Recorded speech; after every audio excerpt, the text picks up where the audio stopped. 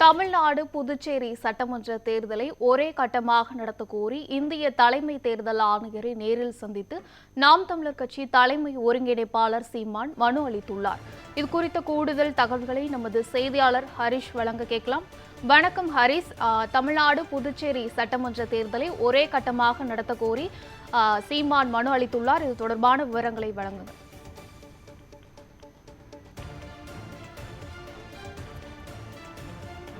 கவிப்பிரியா, இந்த தேர்தல் ஆலோசனை கூட்டமானது இன்று காலை 11 மணி அளவிலிருந்து சென்னையில் இருக்கக்கூடிய தனியார் நட்சத்திர விடுதியில் நடைபெற்று வருகிறது. பல்வேறு கட்சி தலைவர்கள் தேர்தல் ஆணையரை சந்தித்து பல்வேறு கோரிக்கைகள் வைத்து வருகிறார்கள். அந்த வகையில் நாம் தமிழர் கட்சியின் தலைமை ஒருங்கிணைப்பாளர் சீமான் அவர்களும் நேரில் சந்தித்து பல 3 முக்கிய கோரிக்கைகளை வைத்திருக்கிறார்கள். அந்த கோரிக்கைகளை பொறுத்தவரை பார்த்தோம் என்றால், தேர்தல் கட்டங்களை குறித்து, அதாவது ஒரே மாதிரியான புவியியல் பரப்பளவு மற்றும் தொகுதிகளை கொண்ட அந்த பீகார் மற்றும் மேற்கு வங்காளம் போன்ற வட மாநிலங்களுக்கு தேர்தல் பல கட்டங்களில் நடத்தப்படுகின்றன. குறிப்பாக 2021 தேர்தலின் போது மேற்கு வங்காளத்தில் 8 கட்டங்களாக தேர்தல் நடைபெற்றது. இருப்பினும் தமிழ்நாடு மற்றும் புதுச்சேரியில் தேர்தலுக்கான தொடர்ச்சியாக ஒரே கட்டமாகவும், அதுவும் பெரும்பாலும் தேசிய கால அட்டவணையிலும் முதலும் கடந்திலும் நடைபெற்றிருக்கிறது. அதே சமயம் இதன் விளைவாக தான் அந்த வாக்குப்பதிவு இயந்திரங்களும் வாக்கு எண்ணிக்கைகளும் நாள் வரை மிக நீண்ட காலத்திற்கு கடந்த முறை சுமார் 42 நாட்களுக்காக பாதுகாப்பு அறைகளில் வைக்கப்படுகின்றன. இந்த இயந்திரங்களில் நீண்ட கால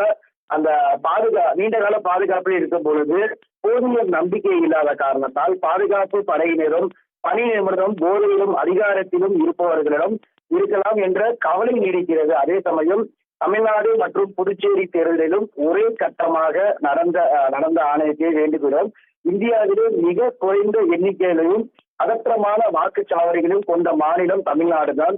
ஒருவேளை ஒரு கட்டமாக நடத்துவதால் இருந்தால் வாக்குப்பதிவு இயந்திரங்கள் வைக்கப்படும் காலத்தை குறைக்க தேசிய தேர்தல் அட்டவணையிலும் இறுதி கட்டத்திலும் தேர்தல் நடத்த வேண்டும். அதே சமயம் இரண்டாவது பார்த்தோம் பிரச்சார காலம் நீடித்தல் வேண்டும். ஏனால் தேர்தல் அறிவிப்பு, அந்த வேட்பு மனு தாக்கல் வைப்பது, அது போன்ற மற்றும் வாக்குப்பதிவு தேதிக்கு இடைப்பட தற்போது கால அவகாசம் பொதுவிடம் இல்லை.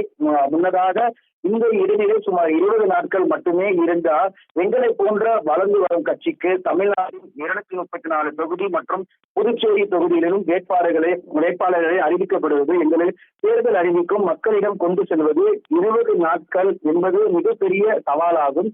ஒரு முழுமையான பிரச்சாரம் செய்வதற்கு 60 நாட்கள் தேவை என்றாலும் குறைந்தபட்சம் 40 நாட்கள் கட்டாய பிரச்சார காலமாக வழங்க வேண்டும் என்று ஆணையத்தை வலியுறுத்துகிறோம். அதே சமயம் 3வது கோரிக்கையை பார்த்தோம் என்றால் சமமான வாய்ப்பு உறுதி செய்தல் வேண்டும். ஏன்னா நியாயமான ஜனநாயக செயல்முறையில் உறுதி செய்ய வளர்ந்து வரும் கட்சிகளையும் நிறுவப்பட்ட தேசிய மற்றும் ஆளும் மாநில கட்சிகளுக்கும் இணையாக மக்களும் சென்றடைய வேண்டும்.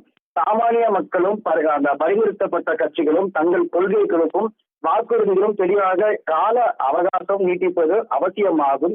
விரிவாக்கம் தேர்தலிலும் இந்த புகார்களையும் இந்திய தேர்தல் ஆணையங்களும் கனிவுடன் பரிசீலித்து அனைத்து அரசியல் கட்சிகளுக்கும் ஒரு சமமான வாய்ப்பை உறுதி செய்யுமாறும் கேட்டுக்கொள்கிறோம். ஏன்னா இது போன்ற அந்த 3 முக்கிய கோரிக்கைகளும் நாம் தமிழர் கட்சியின் தலைமை ஒருங்கிணைப்பாளர் சீமான் அவர்கள்